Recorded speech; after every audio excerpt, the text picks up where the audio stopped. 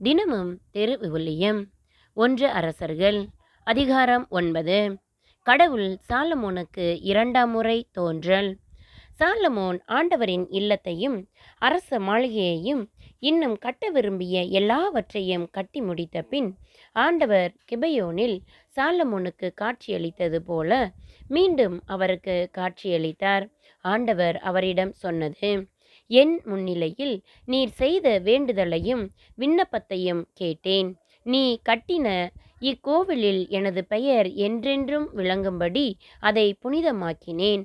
என் கண்களும் என் இதயமும் எந்நாளும் அங்கே இருக்கும். உன் தந்தை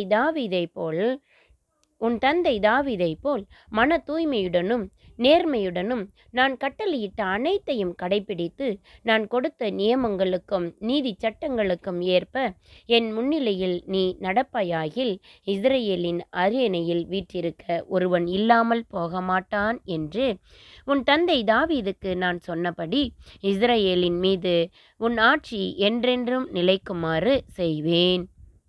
ஆனால் நீயோ உன் பிள்ளைகளோ என்னை விட்டு விலகி நான் உங்களுக்கு இட்ட விதிமுறைகளையும் நியமங்களையும் பின்பற்றாமல் வேறு வழியில் சென்று வேற்று தெய்வங்களை வணங்கி அவற்றுக்கு ஊழியம் செய்தால் நான் இஸ்ரேலருக்கு அளித்துள்ள நாட்டிலிருந்து அவர்களை விரட்டிவிடுவேன். என் பெயர் விளங்க நான் புனிதமாக்கின இக்கோவிலை என் பார்வையில் இராதபடி தகர்த்து விடுவேன். அப்பொழுது இஸ்ரேல் மற்ற எல்லா மக்களினங்களிடையே பழமொழியாகவும் இழுக்குச் சொல்லாகவும் அமையும். இக்கோவில் இடிந்த கற்குவியல் ஆகும். அதை கடந்து செல்லும் எவனும் திகிலடைவான். சீழ்கையடித்து இகழ்ச்சியாய் பேசி ஆண்டவர் இந்நாட்டுக்கும் இக்கோவிலுக்கும் இப்படி செய்தது ஏன் என்று கேட்பான்.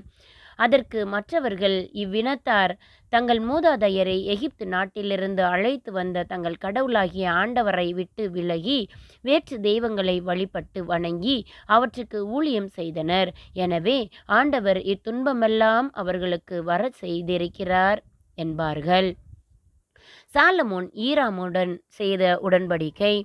ஆண்டவரின் இல்லம் அரச மாளிகை ஆகிய இவ்விரண்டையும் சாலமோன் கட்டி முடிக்க 20 ஆண்டுகள் ஆயின. இந்த வேலைகளுக்கு தேவைப்பட்ட கேதுரு மரங்களையும் நூக்கு மரங்களையும் பொன்னையும் தீரின் மன்னன் ஈராம் சாலமோனுக்கு கொடுத்திருந்தார். அரசர் சாலமோன் கலிலேயா நாட்டில் உள்ள 20 ஊர்களை ஈராமுக்கு வழங்கினார். தமக்கு சாலமோன் தந்த ஊர்களை பார்வையிட ஈராம் தீரிலிருந்து புறப்பட்டு வந்தார். அவை அவருக்கு பிடிக்கவில்லை. எனவே அவர் சகோதரரே, இந்த ஊர்களைத்தானா நீர் எனக்கு கொடுப்பது என்றார். ஆகையால் அந்த பகுதி காபூல் என்று இன்று வரை அழைக்கப்படுகிறது. ஈராம் 4800 கிலோ பொன்னை அரசருக்கு அனுப்பியிருந்தார். சாலமோனின் ஏனைய அரிய செயல்கள். அரசர் சாலமோன் கட்டாய வேலை திட்டத்தின் மூலம் ஆண்டவரின் இல்லம், தம் மாளிகை, கீழே தாங்குதளம், எருசலேமின் மதில், மெகிதோ, கெசேர் ஆகியவற்றை கட்டினார். இந்த கெசேர் எகிப்திய மன்னன் பார்வோனால் சாலமோனுக்கு கொடுக்கப்பட்ட நகர். முன்பு அம்மன்னன் படையெடுத்து வந்து அந்நகரை பிடித்து அதை தீக்கிரையாக்கி அதில் குடியிருந்த கானானியரை கொன்றிருந்தான். அவன் தன் மகளை சாலமோனுக்கு மணமுடித்து கொடுத்த போது அந்த இடத்தை சீர்வரிசையாக கொடுத்திருந்தான். சாலமோன் கெசேரை புதுப்பித்து கட்டினார். மேலும் கீழே பெத்கோரனையும் பாலாத்து, பாலை நிலத்தில் உள்ள தாமார் ஆகிய நகர்களையும் கட்டினார். பண்டகசாலை நகர்கள், தேர்ப்படை நகர்கள், குதிரை வீரர் நகர்கள் ஆகியவற்றையும் கட்டினார். மேலும் எருசலேமிலும் லெபனோனிலும் தம் ஆட்சிக்கு உட்பட்டிருந்த நாடெங்கும் தமக்கு விருப்பமான எல்லாவற்றையும் சாலமோன் கட்டினார். இஸ்ரேல் மக்கள் அல்லாத வேற்று இனத்தவரான எமோரியர், இத்தியர், பெரிசியர், இவ்வியர், எபூசியர் ஆகியோரில் விடப்பட்டிருந்தோர், அதாவது இஸ்ரேல் மக்களால் முற்றிலும் அழிக்கப்பட இயலாமல் நாட்டில் விடப்பட்டிருந்தோரின் புதல்வர்கள் சாலமோனின் அடிமை வேலைக்கு கட்டாயப்படுத்தப்பட்டனர். இன்றும் அவர்கள் அவ்வாறே இருக்கின்றனர். ஆனால் இஸ்ரேல் மக்களுள் ஒருவரையும் சாலமோன் அடிமையாக்கவில்லை. அவர்கள் போர் வீரர், மெய்காப்பாளர், மேற்பார்வையாளர், படைத்தலைவர், தேர்ப்படை வீரர், குதிரைப்படை வீரர் ஆகியோராய் அமர்த்தப்பட்டனர்.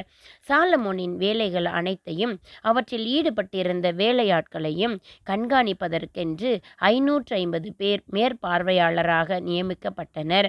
தாவீதின் நகரை விட்டு பார்வோனின் மகள் சென்று சாலமோன் அவளுக்கென கட்டியிருந்த மாளிகையில் குடிபுகுந்தாள்.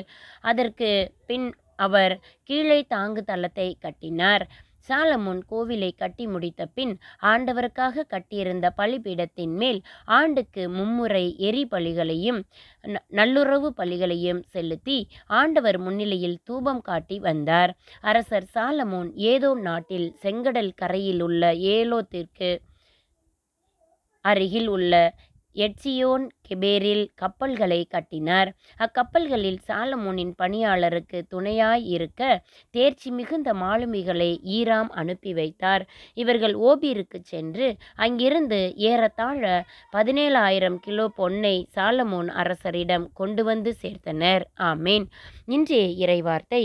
நாளைய வாழ்வின் வழி. வாசிப்போம், வாழ்வாக்குவோம்.